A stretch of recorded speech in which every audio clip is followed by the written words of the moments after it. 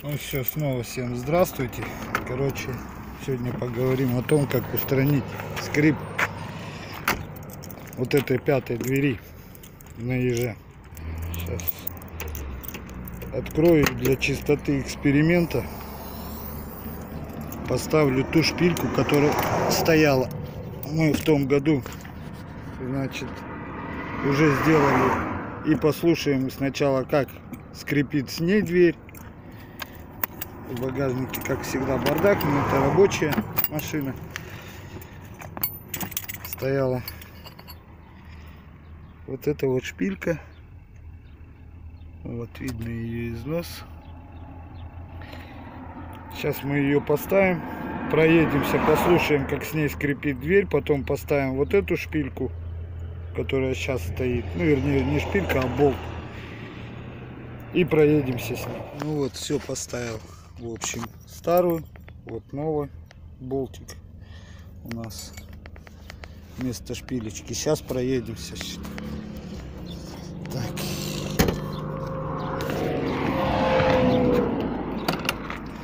Так. На, снимай. Скрип задней двери. Так, сейчас подожди. Она уже идет. Включена. Все.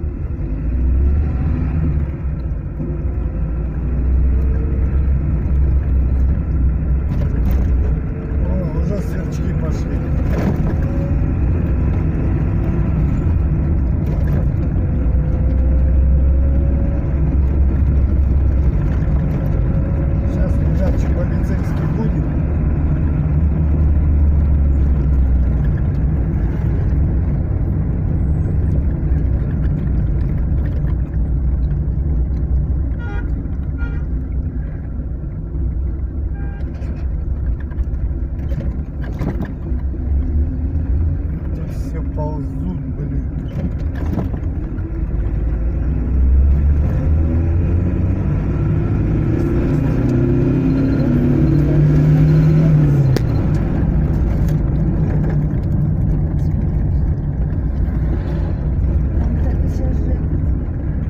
Чего? Но.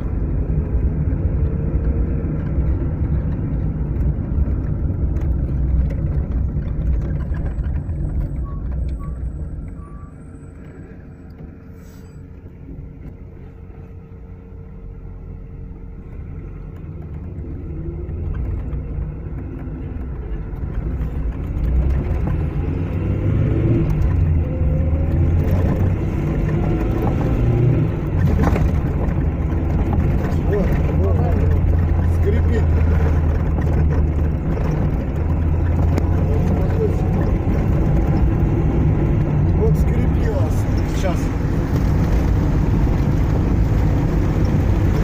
Вот он скрипит.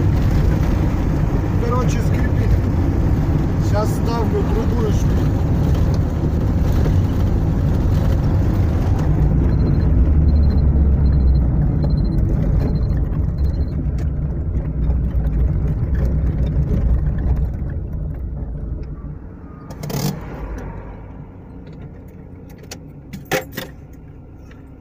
Выключай пока. Сейчас другую шпильку поставлю. Ну все, в общем, вот поставил новую вот этот болт.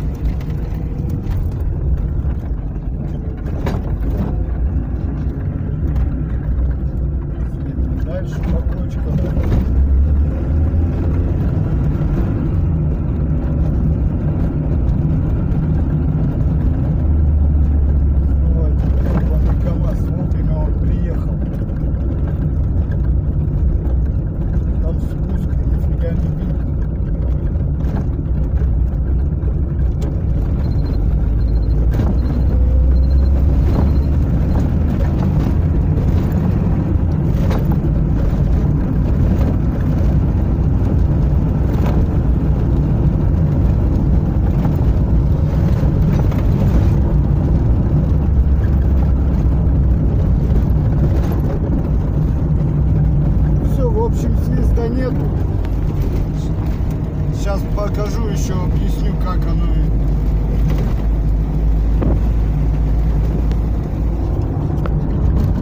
Покажу замок. Выключай пока. Ну это понятно, но сверчка этого нету сейчас. Здрасте еще раз. Ну все, в общем. Вот сейчас стоит такой. Главное, этот болт я взял на 8. Ну какой попался, такой попался. Лишь бы вот в этом месте резьбы не было. И все. Сегодня ярко так, не вижу даже, что снимаю. В общем, болт сухой абсолютно. Вот. Проще один раз в год просто-напросто взять этот болт, открутить, поменял, выкинул и дальше поехал. Ну ладно, всем удачи, пока-пока. Вот еще дополнение, забыл я совсем показать. Короче, вот этот болт обязательно берите с мягкого металла, не берите каленый. Я вот взял каленый в свое время. Ну, посмотрите, что с язычком стало. Вот он нормальный язычок, а вот он этот. Его, считай, сточило. Вот. Лучше пусть точит болт, чем расточит вот этот вот замок. Хотя его в принципе тоже можно подварить, но это уже дело такое. Ладно, теперь точно на этом все. Пока-пока.